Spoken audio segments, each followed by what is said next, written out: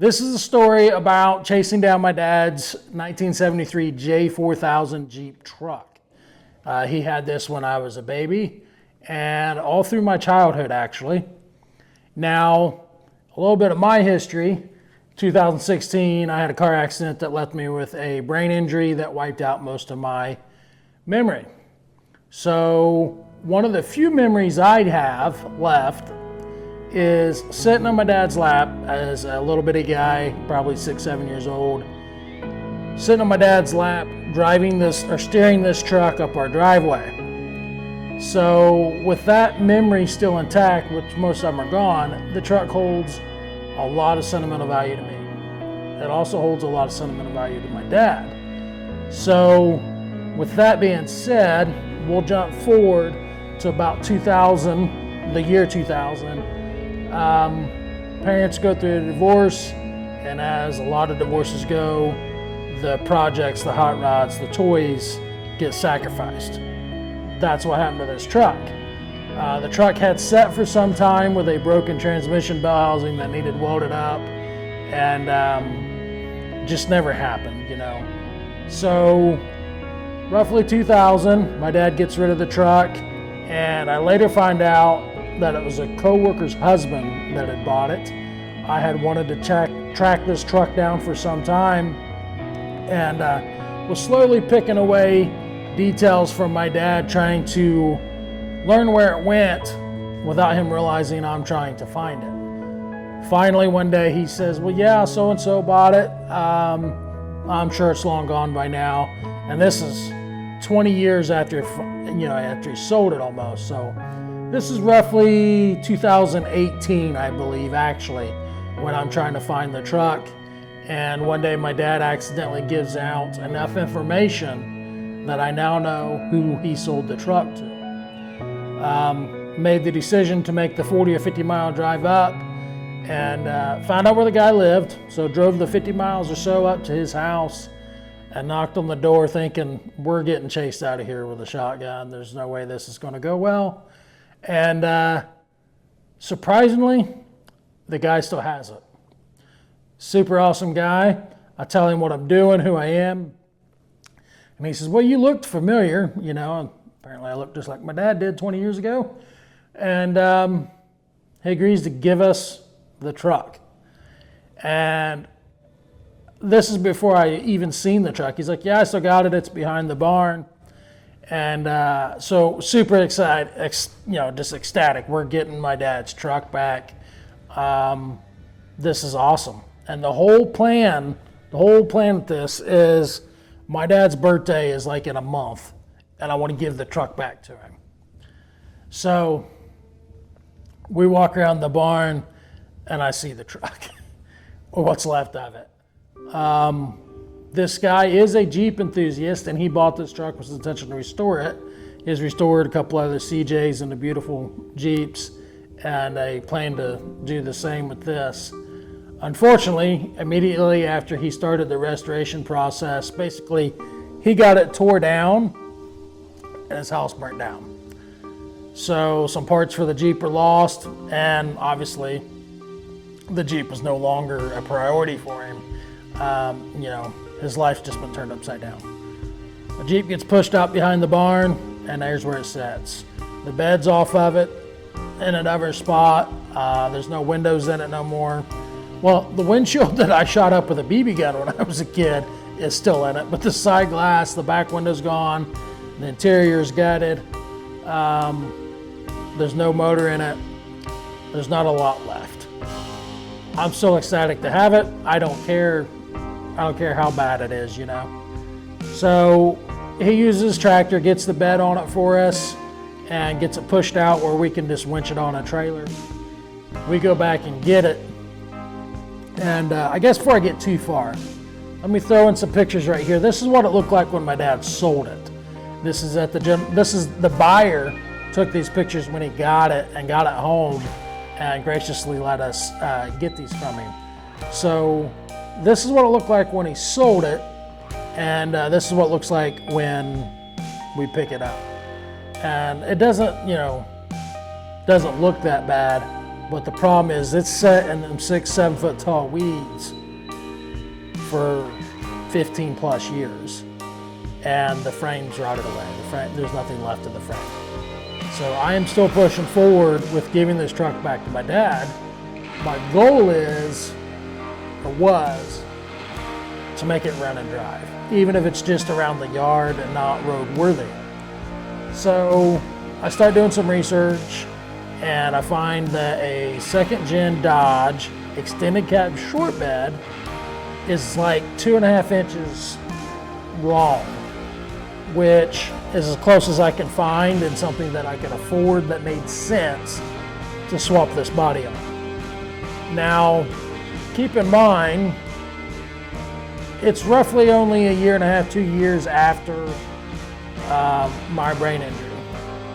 And so one thing that ramped this hunt for this truck up was my dad at that time was heading towards our house for a Father's Day dinner. And on the way, he has a heart attack. After he has a heart attack, they decide that he needs to have a stent put in. When they put the stent in, they did not wait for his blood pressure to go down, and it knocked the clot loose, and they got a stroke. So my dad's pretty bummed about his health conditions at this point, and that just pushed us that much harder to surprise him with this truck for his birthday. He doesn't even know he's having a birthday party at this point.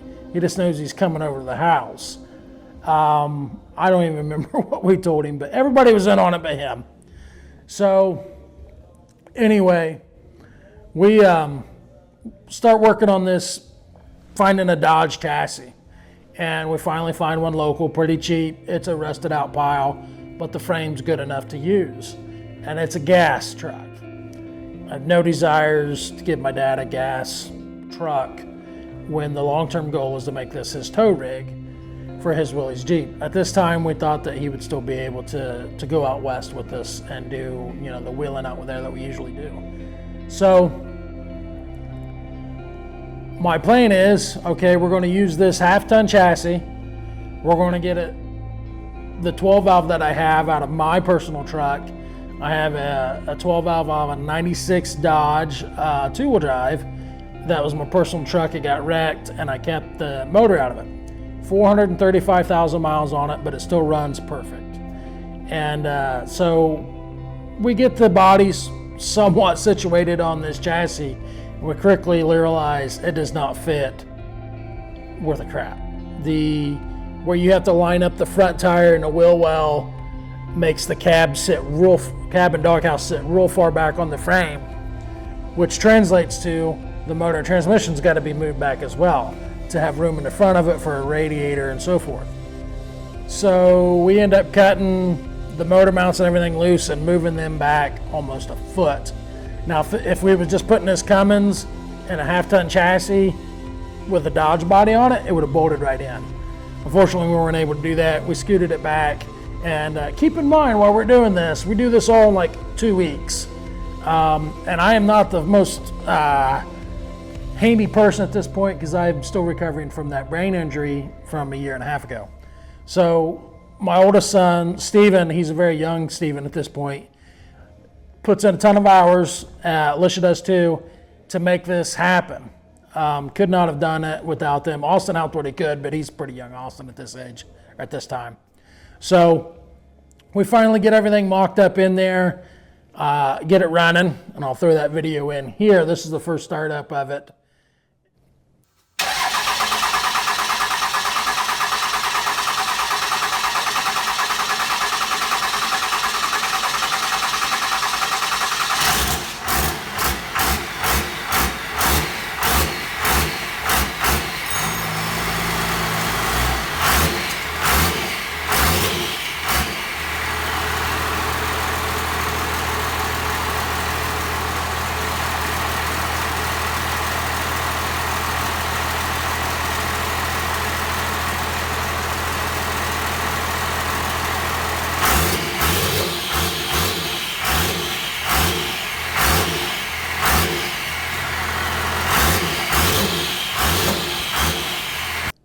Now, the goal is to make this thing yard drive so my dad can drive it. Now, unfortunately, the transmission we used was secondhand out of a wrecked first-gen Dodge Cummins truck, and the truck was hit really, really hard head on. When we put this transmission in, it came out of a running driving truck. I mean, they was driving it when they wrecked it. It wouldn't pull. So you'll see in the video here in a second, we have to pull it out with a four-wheeler. The truck is running, obviously, but here's how that reaction goes.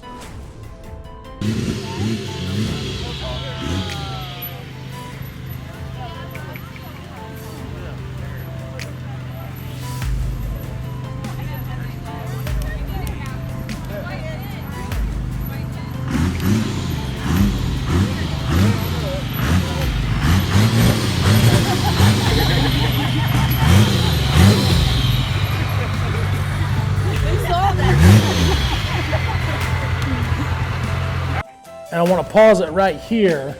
This gentleman right here is the man who gave us the truck back. And my dad was kind of baffled as to why he was at the surprise birthday party. And he obviously puts it together. But if it wasn't for this man, none of this would have happened because he did not have to give us his truck back. So huge shout out to him. I appreciate you. So I'll leave you here with the rest of the reaction.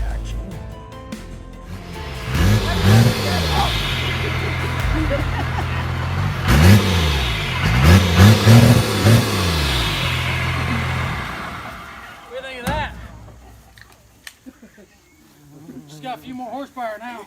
What do you think of that? Huh? This is the first time my dad has seen this truck in 15 plus years or so, probably pushing 20 years. So pretty emotional.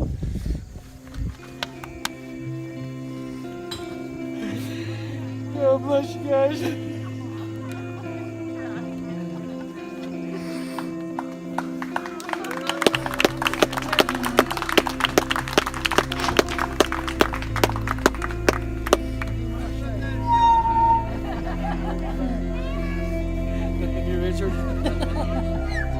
Thank you. So by the way, you're a hard person to keep secret. You did a good job.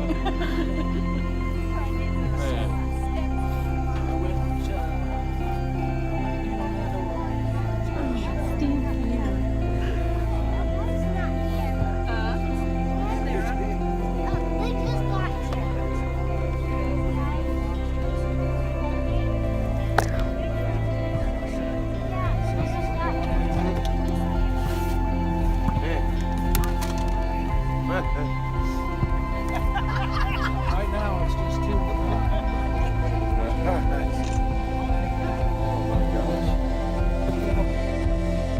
Now, it's obvious what that truck means to my dad and I. Hopefully, we'll get to a point where we can do something with that truck. Unfortunately, my dad's health has not really improved much. Since that point, it's actually deteriorated a little bit. Mine has gotten better, but I have not made the choice, the good choice of making that truck a priority as I need to. So hopefully in the near future, we're going to change that.